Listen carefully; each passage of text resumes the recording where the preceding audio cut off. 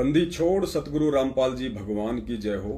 परमपिता परमेश्वर सारी सृष्टि के रचनहार, कुल मालिक, असंख्य ब्रह्मांडों के रचयिता परमपिता परमेश्वर सतगुरु रामपाल जी भगवान के चरण कमल में मुझ पवन दास का कोटि कोटि दंडोत प्रणाम और आप सभी भाई बहनों को सत साहिब। पुण्यात्माओं, दया परमपिता परमेश्वर जी की जो आज 19 अक्टूबर 2021 दिन के 2 बजे आप और हम सभी भाई बहन सोशल मीडिया फेसबुक पर लाइव हैं। और आज दिन में अचानक से एक पीला पर्चा सतलोक आश्रम मैनेजमेंट हरियाणा वालों की तरफ से आया, जिसमें आर्य समाजियों के गुरुकुल झज्जर का और संत रामपाल जी महाराज जी के एक भगत कहे जाने वाले व्यक्ति जिसका नाम है वीरेंद्र हुड्डा, जो कि झज्जर इनकम टैक्स ऑफिस में शायद इंस्पेक्टर की नौकरी करता है। तो इन दोनों को लेके, यानी आर्य समाजियों को लेके और उस वीरेंद्र हुड्डा को लेके एक पीला पर्चा संगत में वायरल हुआ सतलोक आश्रम मैनेजमेंट हरियाणा वालों की तरफ से। उसी विषय को लेके दास ने लाइव आना उचित समझा, क्योंकि पुण्यात्माओं, हमने हर एक विषय पे अपने परमपिता परमेश्वर जी की पहचान करनी है कि ये जो पीले पर्चे भेजे जा रहे हैं, ये पीले पर्चे हमारे सतगुरुदेव जी को किस प्रकार से दोगला घोषित करने की नाजायज कोशिश कर रहे हैं, किस प्रकार से काल भगवान संगत का विश्वास तोड़ने की कोशिश कर रहा है, किस प्रकार से दुनिया वालों को सतगुरुदेव जी की निंदा और चुगली करने का एक मौका इन पीले पर्चों के माध्यम से मिल रहा है। इन तमाम बातों को लेके दास आप सभी भाई बहनों के बीच में लाइव आया है और हमारे कुछ भगत भाई बहन जुड़े। तब तक हम बंदी छोड़ का मंगलाचरण कर लेते हैं।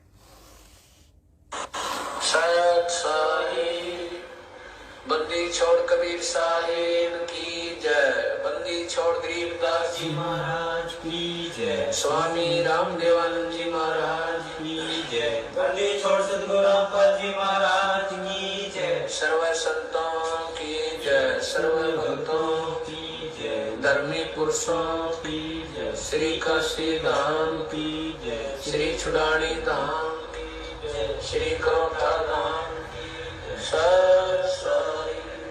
ग्रीव नमो नमो सतपुर नमस्कार गुरु की नहीं, सुर नर मुनि जन साधवा संतों सर्व सुधी नहीं। सतगुरु साहिब संत सब दंडोतम प्रणाम, आगे पीछे मध्य हुए तिनको जो कुर्बान। निराकार निर्विषम काल जाल भय भंजन, निर्लेपम निज नीरगुण अकल अनुप भय सोन गुण। सोम सुरति समापकम सकल समान निरत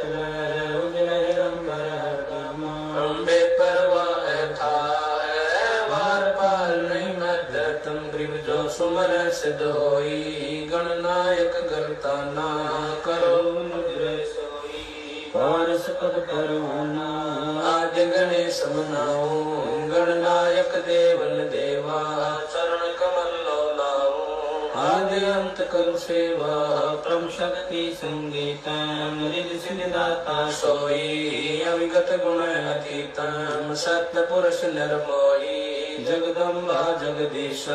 मंगल रूप मुरारी तन मन हरखुं शीशम। भक्ति मुक्ति भंडारी सुर नर मुनि जन ध्यावे। ब्रह्मा विष्णु महेशा शेष सहस मुख गावे। पूजे आदि गणेशा इंद्र कुबेर सरीखा। वरुण धर्म राय जावे। समर्थ जीवन जी का मन इच्छा कर पावे।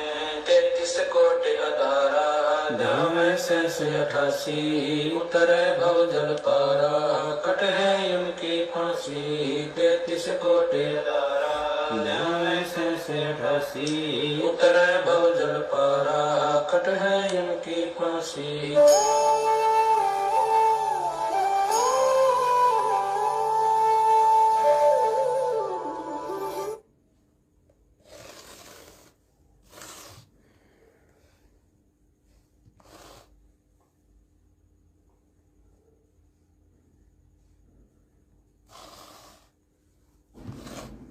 सत्साई भाई और बहनों, अभी आज दिन में एक छोटा सा पीला पर्चा सतलोक आश्रम मैनेजमेंट हरियाणा वालों की तरफ से आया। दास आपको एक बार पीला पर्चा पढ़ के सुना देता है। ये एक पीला पर्चा है। आज 19 अक्टूबर 2021 को दास के पास में तकरीबन 12 बजे के आसपास आया था। एक बार आप पढ़ लीजिए इसको और पुण्यात्मा हुआ विचार करना उसके बाद में कि किस प्रकार से बेतुकी बातों को लेके, अनर्गल बातों को लेके, जिन बातों का सतगुरुदेव जी की संगत से कोई लेना देना नहीं है, कोई मतलब नहीं है, लेकिन फालतू में अपनी आदत से मजबूर सतलोक आश्रम मैनेजमेंट हरियाणा वाले जब तक दिन में 2-4 पीले पर्चे इधर उधर की बातों के नहीं फेंक देते हैं तब तक इनकी आत्मा को शांति नहीं पहुंचती। लेकिन परमपिता परमेश्वर की इतनी दया है उनके सत्सेवक बच्चों के ऊपर, ये अगर गोबर भी संगत में फेंकेंगे तो परमेश्वर उसके अंदर से भी सोना निकलवा देंगे जो हमारे मतलब का होगा, जिससे कि संगत की आंखें खुलेंगी। हम अपने परमपिता परमेश्वर जी को पहचानेंगे कि किस प्रकार से काल भगवान सतलोक आश्रम मैनेजमेंट हरियाणा, जो कि धरती पे वर्तमान में उसका एजेंट है, उसका दूत है, उसके माध्यम से वो संगत को और परमपिता परमेश्वर जी को बर्बाद करने की नापाक कोशिश कर रहा है। और पुण्यात्माओं, जब तक हम इस सत भक्ति मार्ग पे फूक फूक के कदम नहीं रखेंगे, हम प्रत्येक पॉइंट पे जब तक विचार करके नहीं चलेंगे पूज्य गुरुदेव जी के तत्व ज्ञान आधार से, पुण्यात्माओं, हम लाख जन्म भी सतलोक नहीं जा पाएंगे। हर बार काल भगवान हमें इसी प्रकार से यहां पे फांस लेता है अपनी सूक्ष्म चाल में। तो आपने हर एक चीज को बड़ी बारीकी से सुनना है और फिर उसका निष्कर्ष निकालना है। तो सबसे पहले पीला पर्चा दास आपको पढ़ा रहा है।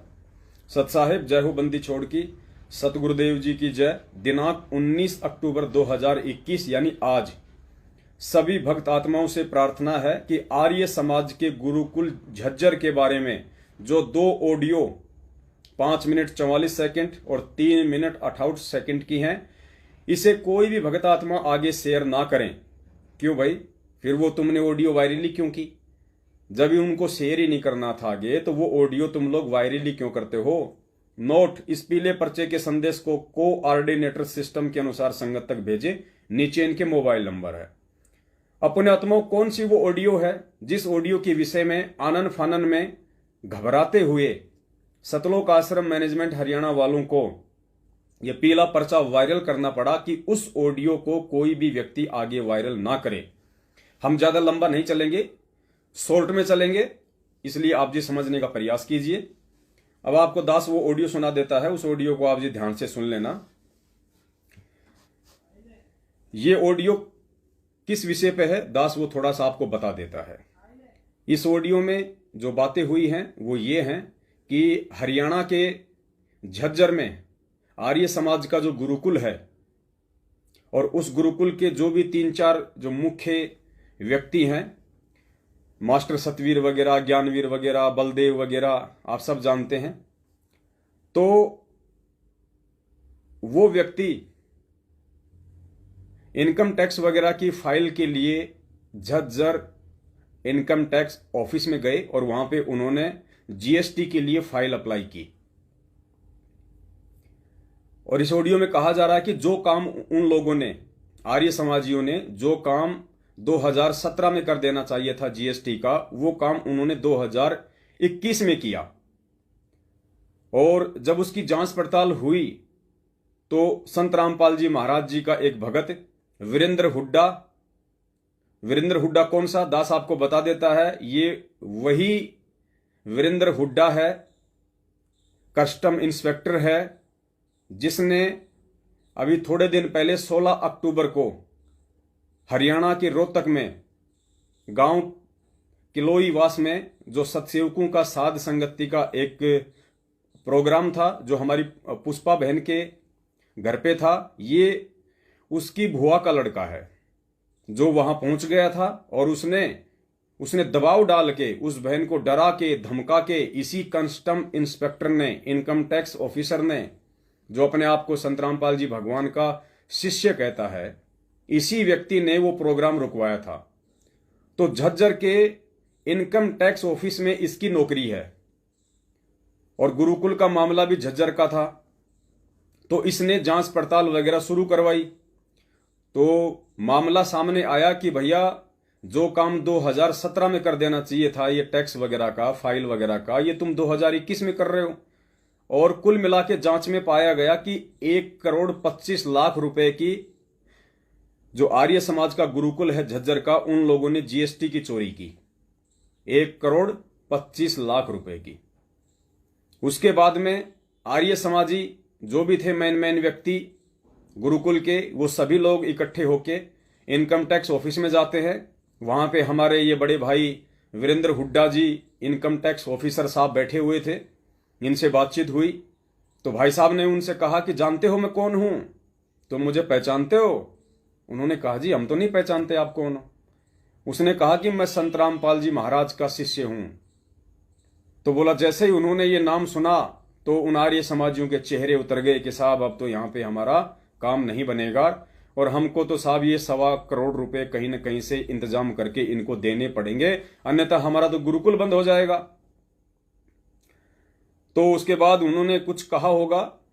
उसके बाद में इंस्पेक्टर साहब कहते हैं कि देखो तुम्हारे लिए हिसार जेल से क्या आदेश आया है, संत रामपाल जी महाराज का तुम्हारे लिए हिसार जेल से आदेश आया है। और भाई साहब ने फिर उनको आदेश सुनाया। अब ये ऑडियो सुन लीजिए आप एक बार, आपके अच्छे से समझ में आएगा।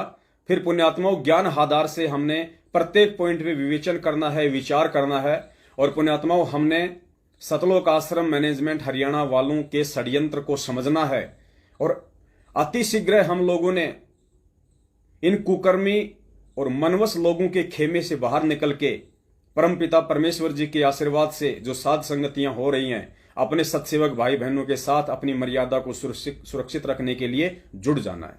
सुनिए पहले वो ऑडियो, जो ऑडियो संगत में वायरल हो रही थी, और जिस ऑडियो के विषय में ये पीला पर्चा निकाला गया है कि इस ऑडियो को आगे वायरल ना करें।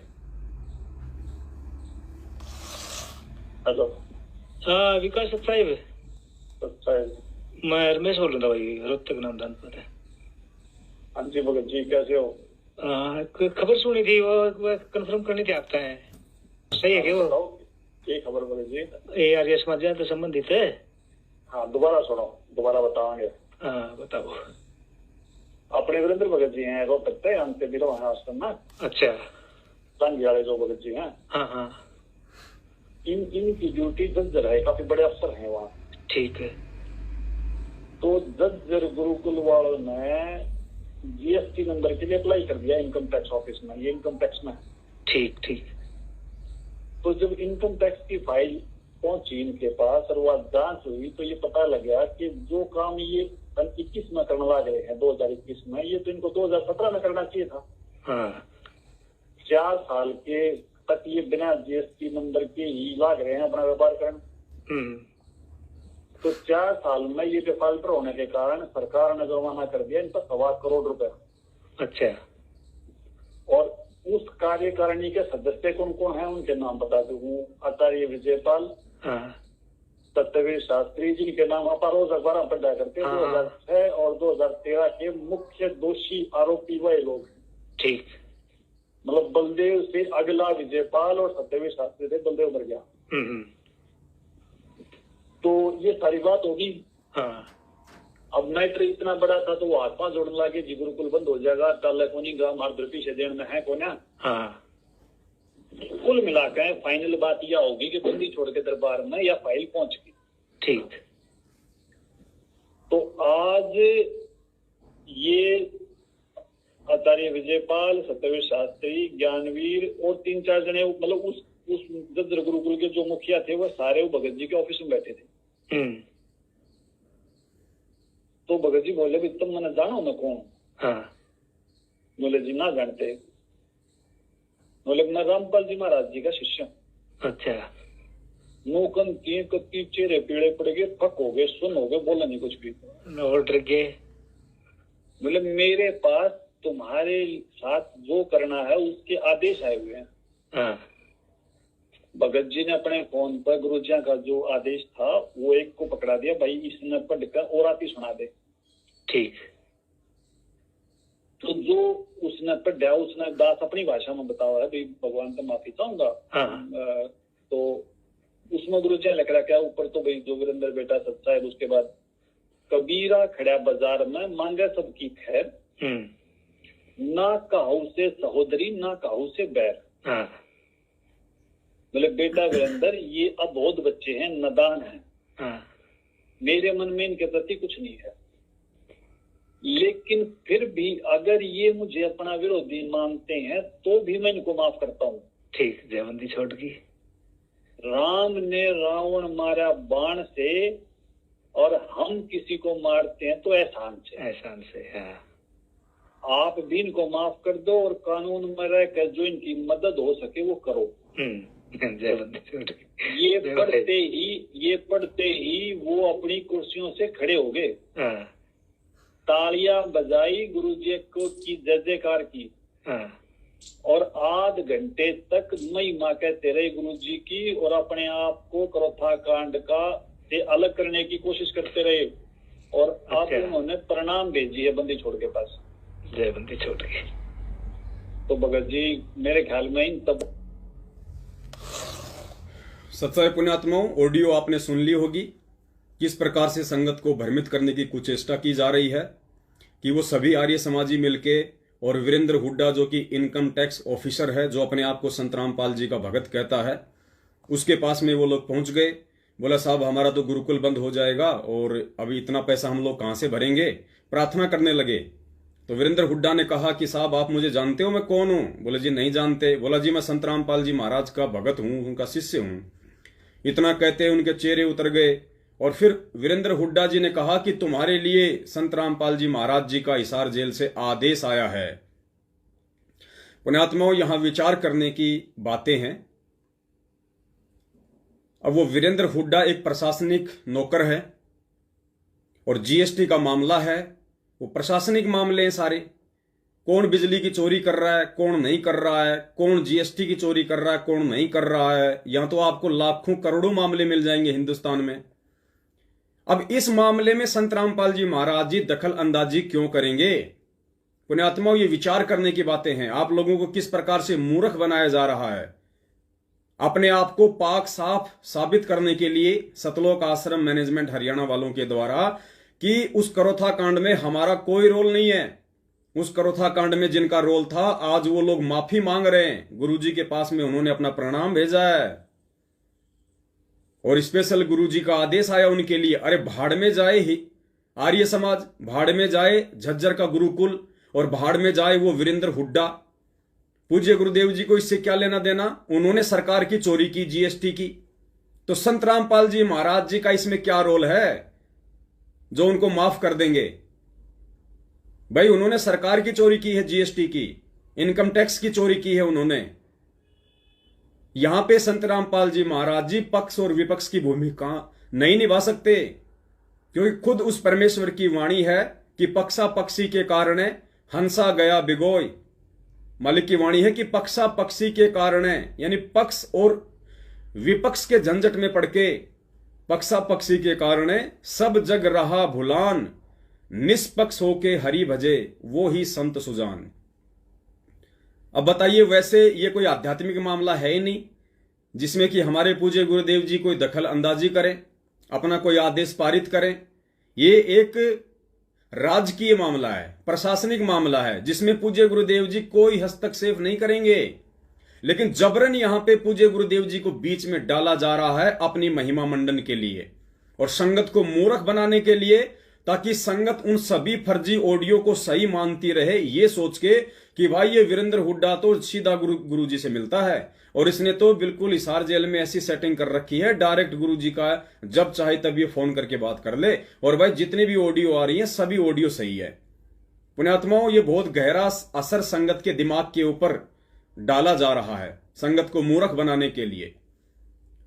अब बिजली की चोरी की उन आर्य समाजियों ने, उस चोरी के लिए, उस चोरी का क्या दंड देना है, उस चोरी के लिए क्या जांच पड़ताल करनी है, क्या नहीं करना है, क्या इंक्वायरी बैठानी है, उसके लिए सरकार ने नौकर बना रखा है वीरेंद्र हुड्डा को झज्जर का। अब यह मामला संत रामपाल जी महाराज जी का कहां से आ गया? इस मामले में उनको बीच में क्यों डाला जा रहा है? संत रामपाल जी महाराज अपने विधान को क्यों तोड़ेंगे? उनको माफ करके राजकीय मामलों में हस्तक्षेप संत के काम नहीं होते कि बेटा इनका इनकम टैक्स माफ कर दे।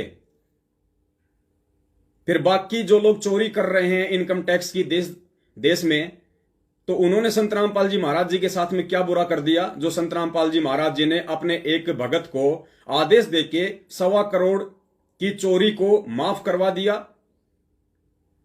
और पुण्यात्माओं, क्या वो संत यही काम करवाने आता है, यहां पे चोरियां माफ करवाने, कि बेटा चोरी करे जाओ और मेरे से प्रार्थना लगाए जाओ, मैं तुम्हें माफी दिए जाऊंगा, चोरी किए जाओ?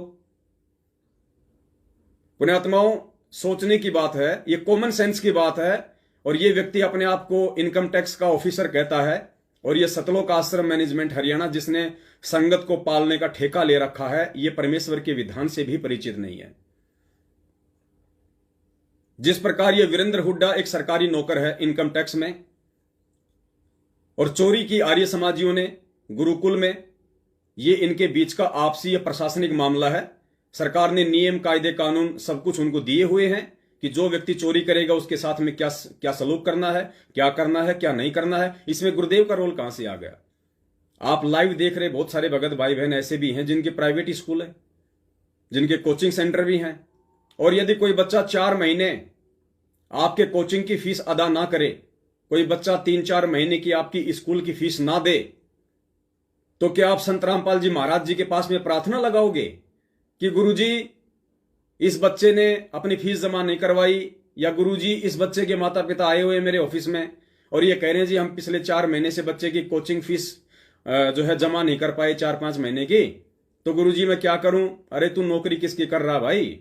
तेरे को तनख्वाह कौन दे रहा है? नौकरी किसकी कर रहा है?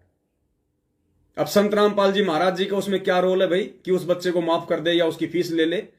अरे तेरे को सरकार ने नौकरी दी हुई है, तेरी कुछ जिम्मेदारियां बनती हैं सरकार के प्रति, तेरे को सरकार ने समझा रखा होगा कि ऐसे मामलों में क्या करना है क्या नहीं करना है। इसमें संत रामपाल जी महाराज जी का जिक्र कहां से आ गया? पुण्यात्मा, मेरे कहने का मतलब यह है, संगत को इतना बेवकूफ क्यों बनाया जा रहा है?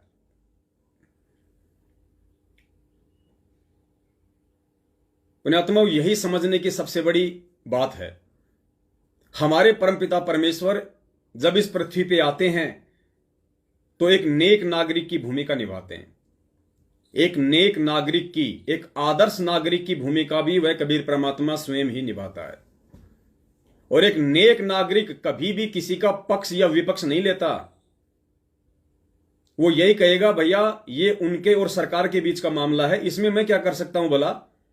अगर सभी आदमी इस प्रकार से चोरी करने लगे और सभी को यदि माफी मिलने लगी तो बताओ, फिर तो सरकार डूब जाएगी। फिर सरकार विकास के कार्य कहां से करेगी? क्योंकि सरकार के पास जो पैसा होता है वो टैक्स का ही तो होता है।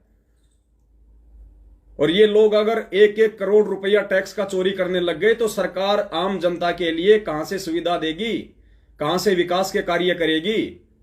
फिर तुम सरकार को दोष दोगे कि सरकार कुछ नहीं कर रही, सरकार विकास नहीं कर रही।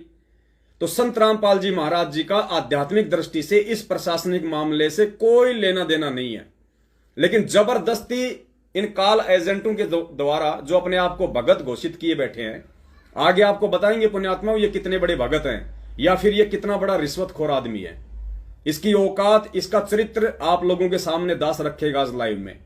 और उसके बाद आप जी विचार करना कि ऐसे काल एजेंटों के हाथों में आप भोली भाली संगत की डोर संभड़ाई हुई है,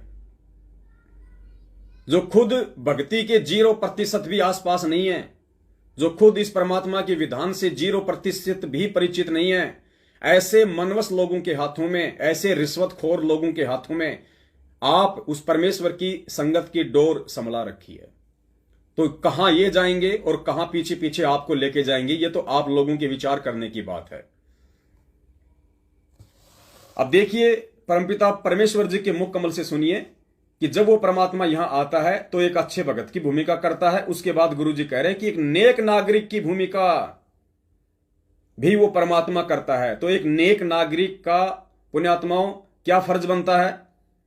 अगर कोई सरकार के टैक्स की चोरी कर रहा है तो उसको बचाने का फर्ज बनता है, या फिर जैसी उसको सजा मिलनी चाहिए उसके पक्ष में होना चाहिए?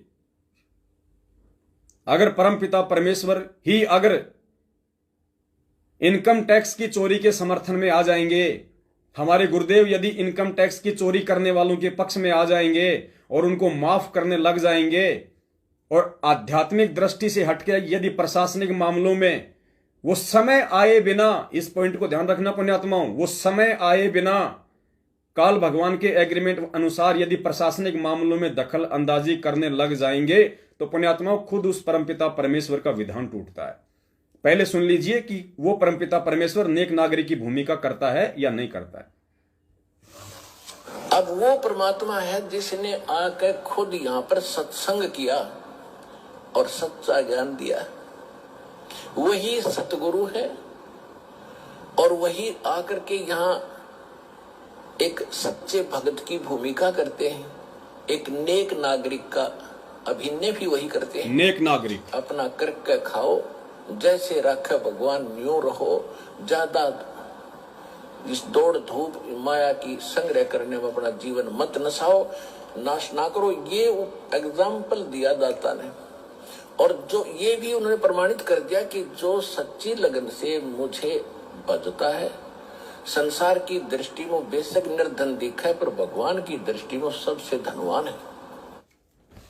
परमेश्वर जी कह रहे हैं कि खुद वो बंदी छोड़ 650 साल पहले आए, एक जुलाई की भूमिका अदा की, और जुलाई की भूमिका में परमात्मा ने हमें ये दिखाया कि भैया एक नेक नागरिक, नेक व्यक्ति रह के अपना जीवन यापन करो, माया के पीछे ज्यादा मत भगो, ज्यादा पैसों के पीछे मत भगो, अपना सिंपल तरीके से रहो और जियो। ये एक भूमिका उस परमात्मा ने हमें आकर यहां पे पेश की, एक एग्जाम्पल देके। तो पुण्यात्माओं समझ में आपके आ गया होगा कि किस प्रकार से संगत को मूर्ख बनाया जा रहा है, इस प्रकार के पीले पर्चे वगैरह भेज के। और अब एक बात आप लोगों को विचार करनी होगी पुण्यात्माओं, आप लोग काफी फर्जी ऑडियो सुनते हैं, और आज से लगभग 1.5-2 साल पहले एक फर्जी ऑडियो आई थी ऐसी ही गुरुदेव के नाम से, जिसमें कहा गया था कि वो पवन जयपुर नामदान केंद्र पे चोरी करता था और उसने मेरी जमानत के नाम पे 40-50 लाख रुपए भक्तों से ऐंठे हैं, चोरी किए हैं नामदान केंद्र से, जिस कारण से उसको गुरुद्रोही घोषित कर दिया गया। पुण्यात्माओं ये विचार करने की बातें हैं। अब पवन दास आपका छोटा भाई जो अभी लाइव आ रहा है आप लोगों के सामने है, जिसने चैलेंज किया सतलोक आश्रम मैनेजमेंट हरियाणा को, यदि मैंने नामदान केंद्र से एक नए पैसे की भी चोरी की हो तो इस दास के सर में कीड़े पड़े, और यदि मुझ पे कोई आरोप लगा रहा है सतलोक आश्रम मैनेजमेंट हरियाणा वाला, तो मेरा निवेदन है वो व्यक्ति पूरी संगत को इकट्ठा करे और वो महेंद्र भगोड़ा जो सतलोक आश्रम मैनेजमेंट हरियाणा का मुखिया है वो आ जाए। ये टेबल रहेगी बीच में, यहां पे जहर की बोतल रहेगी, उस महेंद्र भगोड़े के सामने सबसे पहले ये पवन दास ये बोतल पिएगा, ये कहते हुए कि हे परमपिता परमेश्वर, आप धरती पे प्रकट है मालिक, आप न्याय करता हैं, आपके रहते सहते परमात्मा धर्म का नाश नहीं हो सकता, अधर्म और अन्याय की विजय नहीं हो सकती। हे परमेश्वर, यदि आपके इस तुच्छ 2 कौड़ी के दास ने अगर नामदान केंद्र की, जब मेरे पास मात्र 2 महीने ही मैं रहा था, वो भी अनजाने में, मुझे मालूम नहीं था कि ये सारा का सारा धार्मिक धंधा है, लेकिन नया नया था, परमात्मा आपसे जुड़ा ही था, उसके बाद बरवाला कांड हो गया, इतना समझ नहीं पाया, एक सेवा समझ के मैंने नामदान केंद्र अपने घर पे रखा और मात्र 2 महीने मेरे घर पे रहा था। उसके बाद मैंने खुद वो नामदान केंद्र किसी दूसरे व्यक्ति को जयपुर में दिया। परमेश्वर, यदि उस दौरान दास ने 1 रुपए की भी चोरी की हो तो परमात्मा, ये दास ये बोतल आप जी को साक्षी मान के पी रहा है, और परमेश्वर धरती पे प्रकट हैं, भगत का बाढ़ बाका नहीं हो सकता, वरना भक्ति और भगवान की आवश्यकता नहीं है। और फिर वो महेंद्र भगोड़ा पिएगा नहीं पिएगा ये उसके ऊपर निर्भर करता है। उसके बाद इनमें से किसी भी व्यक्ति का कोई जवाब नहीं आया, आज तक 2 साल हो गई। तो पुण्यात्माओं, पवन दास के ऊपर झूठा आरोप, और झूठे आरोप में इन लोगों के अनुसार, ये मैं नहीं मानता कि मेरे पूज्य गुरुदेव जी की ऑडियो है और मेरे पूज्य गुरुदेव ने मुझे गुरुद्रोही घोषित किया है और मेरे ऊपर चोरी का इल्जाम लगाया है, मैं इस चीज को कदापि सौपन में भी स्वीकार नहीं कर सकता। इन लोगों के अनुसार यदि गुरुदेव ने मुझे मात्र 40 लाख रुपए की चोरी के चलते और संगत से बेदखल कर दिया, मुझे गुरुद्रोही घोषित कर दिया, मेरी शकल तक जो देख लेगा उसका नाम खंड हो जाएगा, मुझे इतना बड़ा मतलब काल से भी बड़ा बना के मुझे पेश कर दिया गया कि पवन दास की शक्ल भी देख लोगे तो नामखंड हो जाएगा, यानी भगवान का नाम छोटा हो गया और पवन दास की शक्ल भगवान के नाम से भी बड़ी हो गई। जो पवन दास की शक्ल देखते ही भगवान का नाम ही फूट जाएगा। तो पुण्यात्मा, पवन दास की मात्र 40 लाख रुपए की चोरी, और उस चोरी के चलते उसको गुरुद्रोही संगत से बेदखल कर दिया। और इन लोगों के अनुसार वही परमात्मा इनकम टैक्स की चोरी, जीएसटी की चोरी करने वाला आर्य समाजी गुरुकुल झज्जर 1.25 करोड़ रुपए की चोरी, यानी पवन दास की तो 40 लाख की चोरी और आर्य समाजियों की 1.25 करोड़ की चोरी, और उनको तो वो परमात्मा माफ कर रहा है, और पवन दास जो उसका बच्चा है, उसका भगत है, उसको गुरुद्रोही कर रहा है। पुण्यात्माओं, ये आपने विचार करना पड़ेगा कि आपके पूज्य गुरुदेव जी को किस प्रकार से दोगला घोषित किया जा रहा है, आपके परमात्मा को किस प्रकार से दोगला साबित किया जा रहा है। परमात्मा ना कभी दोगला काम करता है, ना दोगलापन उसके व्यवहार में, उसके चरित्र में और उसके विधान में कहीं होता है। तो ये निर्णय तो आप भगत समाज ने करना है कि आप लोगों को ये काल भगवान के गधे किस दिशा में लेके जा रहे हैं, किस प्रकार से आप लोगों के साथ में छलबल किया जा रहा है, किस प्रकार से आप लोगों की भावनाओं के साथ में खेला जा रहा है। और धीरे धीरे इस तरह की हरकतों के चलते एक दिन ऐसा आएगा, ऑटोमेटिक आपके अंदर ये दुर्भावनाएं पैदा हो जाएंगी कि यार क्या फायदा है इस भक्ति का, यार गुरुजी किसी स्टैंड पे टिकते ही नहीं है, गुरुजी कभी कुछ कर देते हैं, कभी कुछ कर देते हैं, कुछ समझ में नहीं आ रहा है, भक्ति चल रही है, एक ड्रामा चल रहा है। और यही साजिश है काल भगवान की कि आप लोगों को उस संत में दोष पैदा करके उससे दूर कर दिया जाए। लेकिन ये होगा नहीं, क्योंकि परमेश्वर ने अपने सत्सेवक बच्चों को इन पाखंडी लोगों के प्रत्येक पाखंड की पोल खोलने के लिए खड़ा कर रखा है। परमेश्वर कहते हैं तू डाल डाल तो मैं पात पात। ये काल के एजेंट ये कितनी भी साजिशें कर लें, कितनी भी कोशिशें कर लें उस परमेश्वर का नाम बदनाम करने की, उस परमेश्वर को दोगला घोषित करने की, लेकिन ना परमेश्वर का नाम कभी बदनाम होता है और ना ही परमेश्वर कभी दोगला होता है। परमेश्वर ने अपने सत्सेवक बच्चों को सेवा दी हुई है। अब पुण्यात्माओं, आगे चलते हैं। हम इस income tax officer Virender Hooda ji के विषय में बात करते हैं, जो कि अपने आप को संत रामपाल जी महाराज का भगत कहता है। हालांकि इसके मुख से इस प्रकार के शब्द अच्छे नहीं लगते हैं। एक ऐसा व्यक्ति जो अपने आप को संत रामपाल जी महाराज जी का भगत भी कहता है, और जो व्यक्ति एक नंबर का रिश्वतखोर भी है। रिश्वतखोर और संत रामपाल जी महाराज जी का भगत आपस में 36 का आंकड़ा है। वैसे तो हमारी जो पुष्पा बहन है वो इससे 3 साल बड़ी है उम्र में, और ये पुष्पा बहन के बुआ जी का लड़का है, सगा बुआ का लड़का। और यही वो वीरेंद्र हुड्डा है जिसने 16 अक्टूबर को हरियाणा में जो साध संगति होने वाली थी, मैनेजमेंट का चमचा बनके इसने वहां जाके मान बढ़ाई के लिए उस बहन को डराया धमकाया। इससे 3 साल बड़ी उम्र में 3 वर्ष बड़ी। और वो ऑडियो आपने सुनी होगी, दास आपको फिर से सुनाएगा आज, अपनी बहन के साथ में किस प्रकार से बदतमीजी से बात कर रहा है, किस प्रकार से बदतमीजी से बात कर रहा है। और पुण्यात्मा, उसके बाद विचार करना, ऐसा व्यक्ति अपने घर में अपने माता पिता और अपने बाल बच्चों के साथ में किस प्रकार से व्यवहार करता होगा, और कितना उसको परमपिता परमेश्वर का ज्ञान है, कितनी उसमें सहनशीलता है, उसमें विवेक है। सबसे पहले पुण्यात्माओं, आपको परमपिता परमेश्वर जी का एक छोटा सा एक सत्संग है जिसमें परमात्मा बता रहे हैं कि वाणी से यानी भाषा से ही संत और असंत की पहचान होती है। भगत और अभगत की पहचान उसकी भाषा से होती है। परमात्मा ने गधे का और शेर का उदाहरण दिया कि यदि गधे के ऊपर शेर की खाल डाल दी जाए तो वो गधा शेर नहीं हो जाता। उसकी आवाज से अंततः मालूम पड़ जाता है कि वो शेर है या फिर वो गधा है। वो संगत में जबरन शेर बनने का प्रयास कर रहा है या संगत में जबरन उसे शेर बनाने का प्रयास किया जा रहा है, जबकि है वास्तव में वो गधा। सुनिए परमपिता परमेश्वर जी का ये सत्संग, उसके बाद फिर आगे बताएंगे इस व्यक्ति का वास्तव में जो प्रशासनिक जो चरित्र है और सामाजिक जो चरित्र है, वो दोनों चीजें आपके सामने रखेंगे। और पुण्यात्मा, उसके बाद में निर्णय आप लोगों ने करना है कि आप लोग भेड़ हैं या आप संत रामपाल जी महाराज जी के भगत हैं। आप लोगों ने अंधे होके चलना है इस भक्ति मार्ग पे, या संत रामपाल जी महाराज जी के तत्व ज्ञान रूपी टॉर्च का सहारा लेके चलना है। बोलो सतगुरुदेव की जय हो। तो संत और असंत की बोली से पता लगे। कबीर परमेश्वर जी कहते हैं, खरना हो के हरी कबहू सिंह की खाल उड़ाए। यदि गधे को सिंह की यानी शेर की खाल पहना दी ऊपर का कवर उसका, वो उस मात्र से सिंह नहीं बन जाता, शेर नहीं बन जाता, दिखता शेर है बिल्कुल।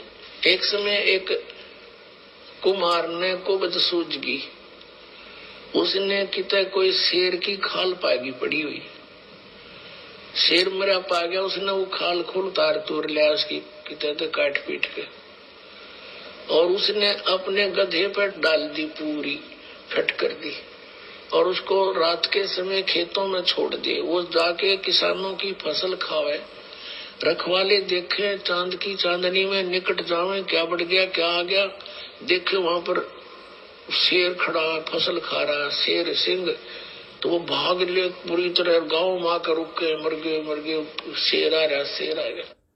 ठीक इसी प्रकार से पुण्यात्माओं, ये कुछ ऐसे लोग हैं जो अपने आप को संत रामपाल जी का भगत कहते हैं। असल में ये लोग उस गधे की श्रेणी में हैं, और इनके ऊपर सतलोक आश्रम मैनेजमेंट हरियाणा ने, उस कुमार ने जबरन इनके पद को लेके, इनकी पोस्ट को लेके, इनके झूठे दबदबे को लेके संगत के अंदर एक माहौल बनाया जा रहा है, और इनको जबरन शेर घोषित किया जा रहा है। यानी गधे के ऊपर जबरन शेर की खाल उड़ाई जा रही है, संगत को गुमराह करने के लिए, संगत को डराने के लिए, धमकाने के लिए।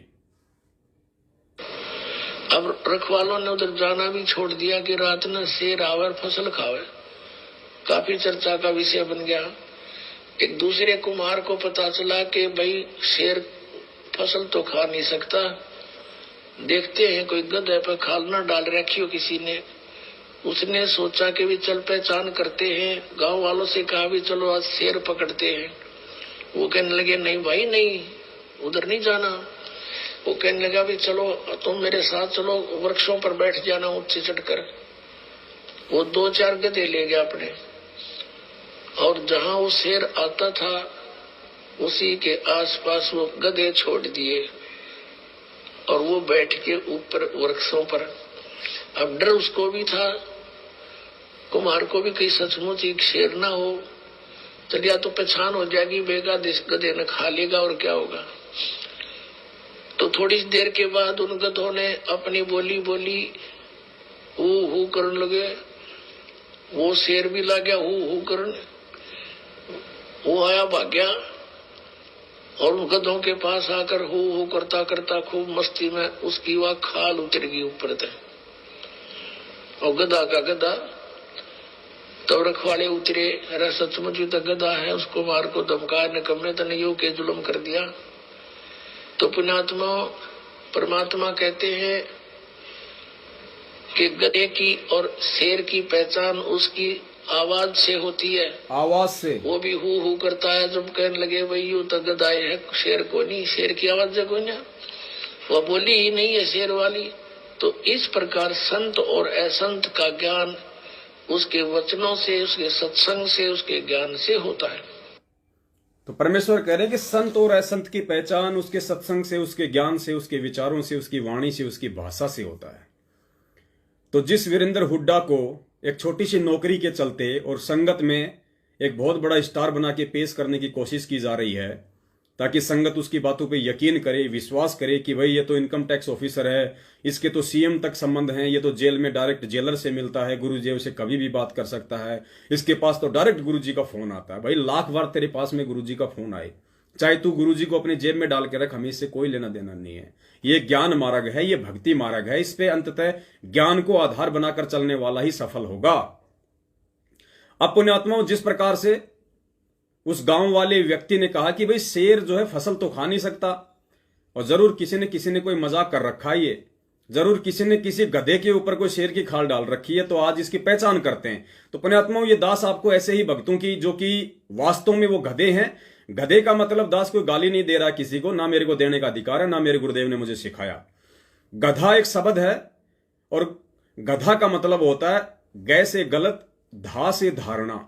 गलत धारणा, गै से गलत और धा से धारणा, अर्थात जिस किसी व्यक्ति की किसी भी विषय को लेके गलत धारणा होती है उसको गधा कहते हैं। तो इस भाई साहब वीरेंद्र हुड्डा की पता नहीं कितनी गलत धारणाएं हैं। सबसे पहली इसकी जो गलत धारणा थी वो थी 16 तारीख को रोहतक में जो सत्सेवकों का साथ संगति का प्रोग्राम था, परमेश्वर को भोग लगने जा रहा था।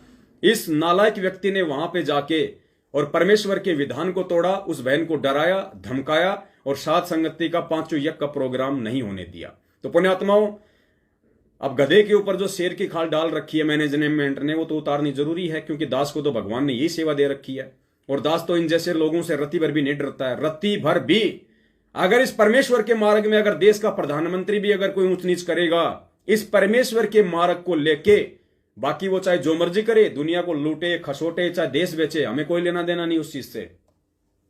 हम आध्यात्मिक व्यक्ति हैं, सच को सच कहने वाले व्यक्ति हैं। यदि देश का प्रधानमंत्री भी संत रामपाल जी महाराज जी के सत भक्ति मार्ग में अगर अपनी टांग अड़ाएगा तो उसकी भी खाल उधेड़ी जाएगी, उसके भी पाखंड का, उसके भी झूठ का पर्दाफाश किया जाएगा। ये तो एक छोटा सा नौकर है इनकम टैक्स का, इसकी तो औकात ही क्या है। तो आज इस गधे के ऊपर जो शेर की खाल डाल रखी है सतलोक आश्रम मैनेजमेंट हरियाणा ने संगत को बेवकूफ बनाने के लिए। पुण्यात्माओं, ये सत्संग तो आपने सुनी लिया परमात्मा का कि संत की पहचान उसकी भाषा से, उसकी वाणी से होती है कि वो गधा है या शेर है। अब आपको वो ऑडियो सुनाते हैं पुण्यात्माओं, एक छोटी सी। जब ये 16 तारीख को रोहतक में गया था सात संगति का प्रोग्राम रुकवाने के लिए और अपनी ही ममेरी बहन को, अपने ही मामा जी की लड़की को, पुष्पा हुड्डा को, जो कि उम्र में इससे 3 साल बड़ी है, उस बहन के साथ में इस व्यक्ति का किस प्रकार का व्यवहार था। जगत से भी गया गुजरा। जगत से, झुग्गी झोपड़ी में लोग नहीं रहते हैं, झुग्गी झोपड़ी में, और कोई वहां पे अगर चावल वगैरह बांटने के लिए आ जाए उन भिखारियों को, और अगर 2-4 व्यक्ति लास्ट में आए और उनको चावल नहीं मिलते हैं तो दूसरे अपने झुग्गी झोपड़ी वालियों के साथ में वो किस प्रकार से लड़ाई झगड़ा करते हैं। वो चरित्र है इस आदमी का सामाजिक और आध्यात्मिक स्तर पे। सुन लीजिए पहले वो ऑडियो। ये रोहतक गया वहां पे प्रोग्राम रुकवाने के लिए। उस प्रोग्राम में वहां पे हमारे सोनीपत से राहुल भगत जी हैं, सत्सेवक हैं। गुड़गांव से हमारी चंद्रो बहन है, उसका एक लड़का था, तीनों वहां पे गए हुए थे। तो ये वहां पहुंचा, इसने वहां पे कहा कि ले गुरुजी का फोन आ गया जेल से, बात कर। और इसने अपनी बहन को फोन दिया, वो बेचारी बात करने लगी। जैसे भी वो डर गई, घबरा गई। जैसे ही वो फोन कटा, और फोन कटने के बाद फिर पुण्यात्माओं आप इसकी वाणी सुनना, एक इनकम टैक्स ऑफिसर की, एक कस्टम इंस्पेक्टर की, संत रामपाल जी महाराज जी के भगत की, गधे के शरीर पे मतलब शेर बन के बैठे हुए व्यक्ति की। उसके बाद आप खुद निर्णय कर लेना कि ये आपका भगत भाई कहलाने के लायक भी है या नहीं है, ये संत रामपाल जी महाराज जी का भगत कहलाने के लायक भी है या नहीं है। और आपने ऐसे लोगों को देख के भक्ति मार्ग पे चल के काल भगवान के नरक में जाना है या क्या करना है, ये डिसीजन तो आप लोगों ने करना है।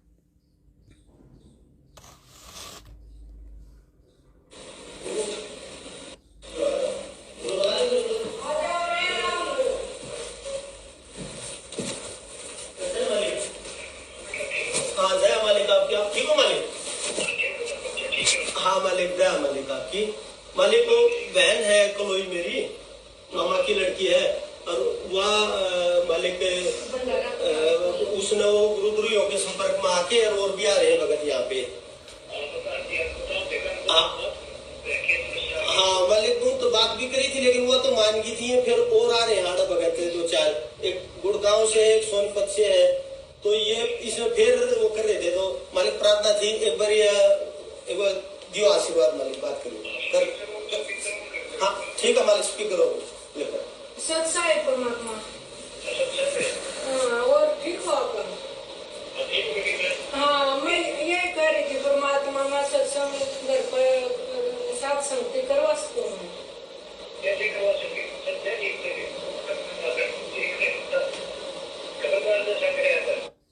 अपने आत्मा उधर से जो फर्जी ऑडियो आती है उसमें आदेश आ रहा है कि साथ संगति तू कैसे करवा सकती है, ऐसे कैसे साथ संगति करवा सकती है।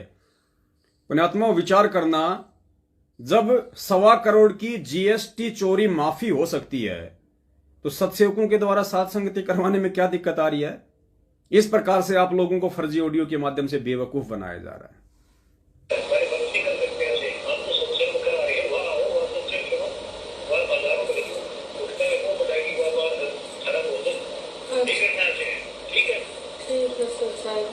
गलती हुई मालिक।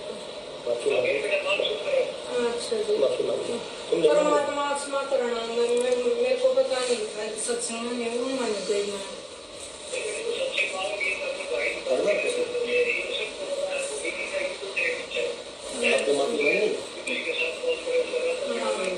और दया करना परमात्मा सारे परिवार को आपके धन्यवाद प्रणाम कोटि कोटि प्रणाम। जी मालिक।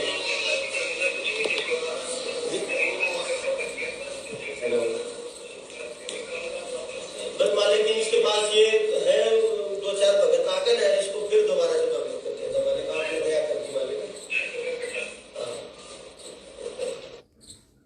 अब आगे सुनना पुण्यात्माओं, इस Virender Hooda income tax officer की वाणी, इसके शब्द और निर्णय आपने करना है कि यह भगत की श्रेणी में है या जगत से भी गए गुजरे व्यक्ति की श्रेणी में है।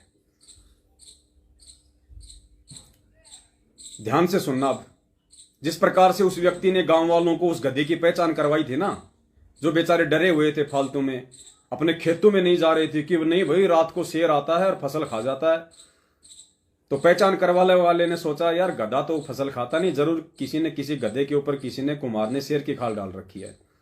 तो अब दास आपको ऐसे ही उस व्यक्ति की पहचान करवा रहा है जो कि गधे के ऊपर शेर की खाल डाली जा रही है। उसका जो पद है, उसकी जो पोस्ट है, उसका भय संगत को दिखाया जा रहा है, ताकि लोग, क्योंकि संगत तो मूर्ख है, मैनेजमेंट को पता है कि संगत मूर्ख है और संगत इस तरह के लोगों को देख के ज्यादा हमारे नजदीक आएगी, मूर्ख बनी रहेगी, लेकिन भैया खाल तो उतर के रहेगी और जो परमेश्वर के जो अच्छे बच्चे होंगे वो समझ जाएंगे। तो अब सुनना पुण्यात्माओं, इस व्यक्ति की वाणी,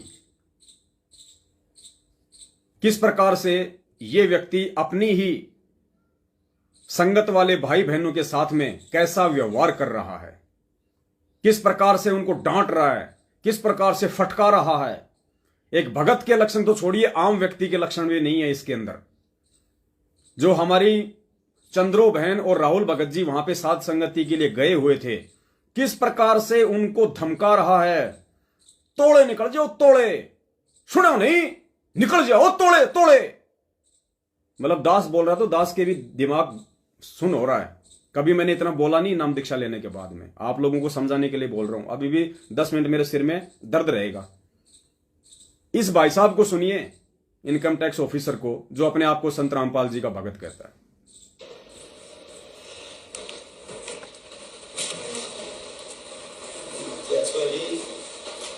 माफी मांग ले, जाके माफ कर ले, कड़ा तोड़ा लग गया, जल्दी जल्दी कड़ा तोड़ा, सुना नहीं, कड़ा तोड़ा लग गया, 1 मिनट भी ना दिया मेरे को बढ़ गया और दाखिले चले गए।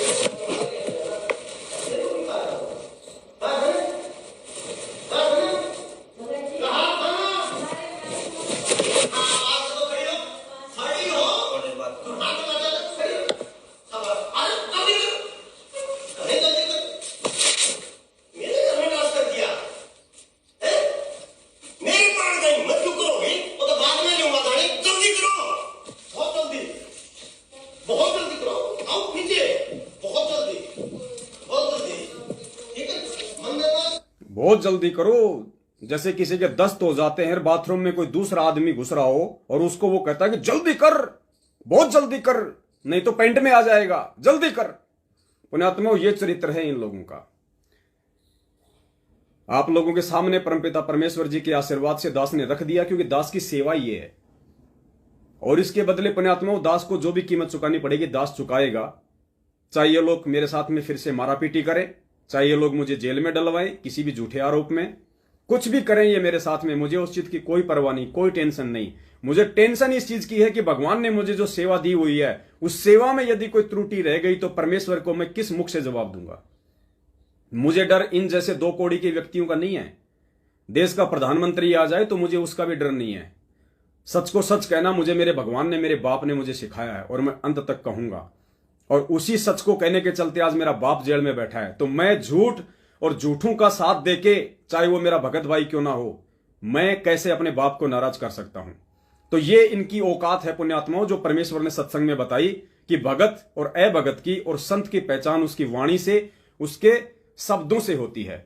दूसरी बात पुण्यात्माओं, हमारे को पुष्पा बहन ने बताया कि मुझे मेरी भाभी ने बताया, यानी इस वीरेंद्र हुड्डा की पत्नी ने पुष्पा बहन को बताया कि हिंदुस्तान में ऐसा कोई स्टेट नहीं होगा जहां इसका प्लाट नहीं है।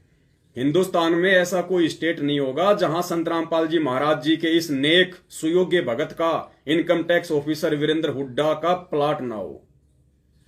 पुण्यात्माओं, दास के दिमाग में तुरंत वो बात खटक गई सुनते ही, क्योंकि मुझे बहन ने कहा था कि जब ये नौकरी लगा था तो इसके घर में खाने को दाने नहीं थे, पहनने को ढंग के कपड़े नहीं थे इसके पास में।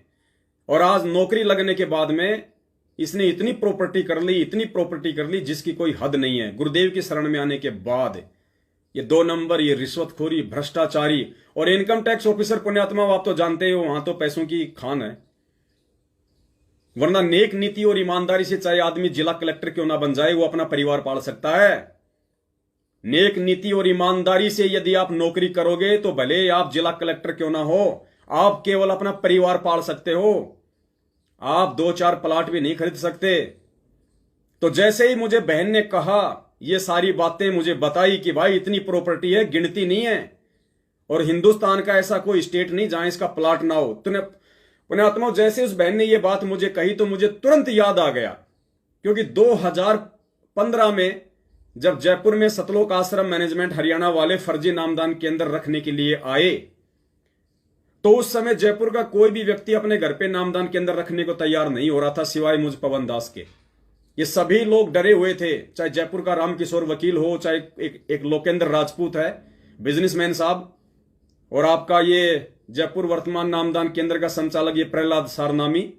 कोई भी व्यक्ति नामदान केंद्र नहीं रखना चाह रहा था। उनको डर था कि कहीं हम पकड़े ना जाएं, गुरुजी के ऊपर मुकदमे चल रहे हैं, ये और कहीं लेके जा रहे थे किसी दूसरे भगत के। हम सभी लोग साथ में थे। अंततः हम लोग जयपुर के सांगानेर में गए।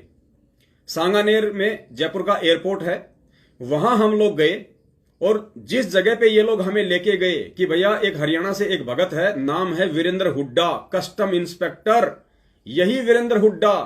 और जयपुर के सांगानेर, जो कि एक पोर्स इलाका है, बहुत महंगा, आप यूं कह लीजिए जयपुर का सबसे महंगा इलाका है सांगानेर।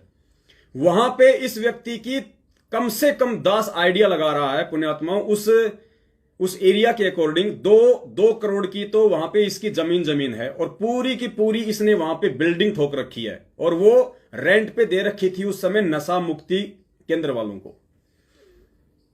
ये आज से तकरीबन ये 2015 की बात है, लगभग 6 साल हो गई।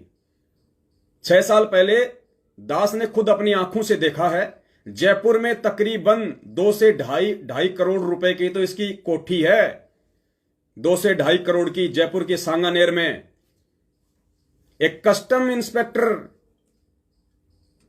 नौकरी लग रहा, उस समय खाने को घर में दाने नहीं थे, पहनने को कपड़े नहीं थे। आज जयपुर में तो 2.5 करोड़ की उसकी कोठी है, रेंट पे दे रखी है नशा मुक्ति केंद्र वालों को। और जैसा कि इसकी बहन ने बताया, पुष्पा हुड्डा ने इसकी खुद की पत्नी से बातचीत करके कि भैया इसका व्यवहार तो हमारे साथ में ऐसा है जानवरों जैसा, ये हमारे साथ में व्यवहार करता है, इसको इतना अहंकार है, इतना इसको घमंड है अपने ऊपर। और जैसे मुझे बहन ने बताया कि भाई हिंदुस्तान में ऐसा कोई स्टेट नहीं जहां इसका प्लाट ना हो, तो तुरंत परमेश्वर ने दास को प्रेरणा की कि भाई बिल्कुल बहन सही कह रही है।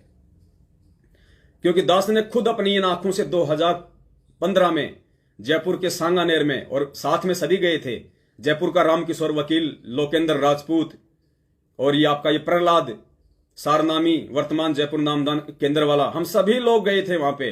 और राजस्थान का स्टेट कोऑर्डिनेटर था साथ में प्रकाश माली, और महेंद्र का जवाई यानी मंजू का पति भगोड़ा, संजय खानपुर वाला, ये सभी लोग थे हम साथ में। और इसकी कोठी पे गए थे हम वहां पे नामदान केंद्र रखने के लिए। और जिस व्यक्ति को आज संगत का मसीहा बना के पेश किया जा रहा है, वही व्यक्ति, इसी व्यक्ति ने उस समय उस अपनी कोठी पे नामदान केंद्र रखने से मना कर दिया, यानी नीचे जो नशा मुक्ति केंद्र चल रहा था उसको हटाने से मना कर दिया कि भैया मैं उसको नहीं हटा सकता वहां से किराए से। और आज वो व्यक्ति संगत का ठेकेदार बन रहा है। पुण्यात्माओं, ये है इनका चरित्र। परमेश्वर ने इन सब के नीचे से लेके ऊपर तक दास को सबकी जड़ें दिखा रखी है। इसलिए भगवान ने दास को निमित्त बनाया ताकि आप भाई बहनों की आंखें खोल सकूं कि इस भक्ति मार्ग में आने के बाद जहां हमारे परमपिता परमेश्वर जी कहते हैं, क्या कहते हैं कि साही इतना दीजिए जिसमें कुटुंब समाव, हम भी भूखे ना रहें साधु ना भूखा जाए। पुण्यात्माओं, इस वाणी को तो इन्होंने जमीन में अपने पैरों तले कुचल दिया और इस वाणी के अकॉर्डिंग, इस वाणी के विरुद्ध ये लोग आज मायाधारी मस्करे बन बैठे हैं। इनकी कोई मर्यादा नहीं है, ये कोई भगत नहीं है। सिर्फ गधे के ऊपर शेर की खाल डाल के आप लोगों को मूर्ख बनाया जा रहा है। और मैं अकेले इस वीरेंद्र हुड्डा की बात नहीं कर रहा, जितने भी सतलोक आश्रम मैनेजमेंट हरियाणा के मुख्य लोग हैं, चाहे गुरुजी का बेटा हो, गुरुजी की बेटी हो, जितने भी स्टेट कोऑर्डिनेटर हैं और फालतू के जो ये आपका वर्ल्ड कोऑर्डिनेटर देशराज, बसंत सैनी, कुरुक्षेत्र वाला पुरुषोत्तम सैनी, ये सब के सब गधे हैं, गधे। और इन गधों के ऊपर उस काल भगवान ने शेर की खाल डाल रखी है आप लोगों को डराए रखने के लिए। पुण्यात्माओं, इस ज्ञान आधार से सिर्फ उस खाल को उतारने की देर है, आपको इनका असली चरित्र और चेहरा दिखाई देने लगेगा। यह परमेश्वर का मार्ग है, इसमें डरने से काम नहीं चलेगा। अगर हमारे गुरुदेव भी यदि डर जाते और बैठ जाते चुपचाप, जैसे आज आप लोग हाथों में चूड़ियां पहन के बैठे हुए हो, तुम्हारी सवाल तक करने की हिम्मत नहीं होती, किसी से नामदान केंद्र वाले से कुछ पूछने की हिम्मत नहीं होती, अपने कोऑर्डिनेटर से गुरुजी के बयानों की कॉपी तक मांगने की 7 साल से तुम्हारी हिम्मत नहीं हो रही, क्या करोगे तुम सतलोक जाके? तुम्हारे जैसे चापलूस और नामर्दों की जरूरत नहीं है वहां पे। परमेश्वर को सच्चे हीरे चाहिए, सच्चे हीरे। ये कच्चे हीरों की आवश्यकता नहीं है परमात्मा को। और यही परीक्षा चल रही है और रोग एक दिन सिर पे हाथ रख के रह जाओगे यहीं पे। परमात्मा जबरदस्ती किसी के नीचे हाथ नहीं देगा। ये जितने भी लोग हैं ये तो अपने कर्म भोगेंगे। जो आज शेर बने बैठे हैं, जो आप आज अपने पद का दुरुपयोग कर रहे हैं, संगत को मूर्ख बना रहे हैं, सच्चाई से संगत को कोसों दूर रखे हुए हैं। पुण्यात्माओं, रोएंगे वो लोग भी जो परमेश्वर के ज्ञान को आधार ना बना के और इन झूठे व्यक्तियों का ही साथ देने में लगे हुए हैं। और वो संगत जो भक्ति भी कर रही है और डर के अपने घरों में बैठी हुई है, सच का साथ नहीं दे रही, सच को सच नहीं कह रही, अपने इन तमाम कर्मों की सजा उन संगत वालों को भी भुगतनी पड़ेगी। यह परमेश्वर का विधान है। गुरुदेव ने बताया कि चोर चोरी करने जा रहा है, अगर रास्ते में उसने किसी को टॉर्च देके सहयोग कर दिया और जब चोर पकड़ा जाएगा तो नाम टॉर्च वाले का भी आएगा, सजा उसको भी मिलेगी क्योंकि उसने उसका सहयोग किया।